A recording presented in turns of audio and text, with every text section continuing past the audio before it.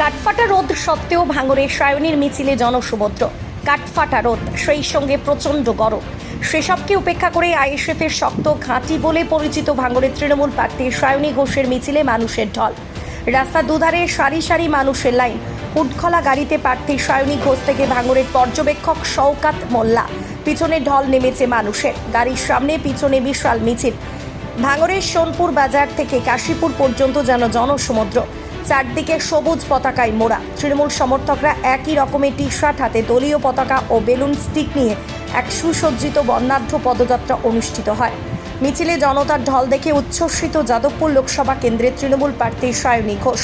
মিছিল শেষে খন্নের পোলে তিনি জনতার উদ্দেশ্যে বক্তব্য রাখেন।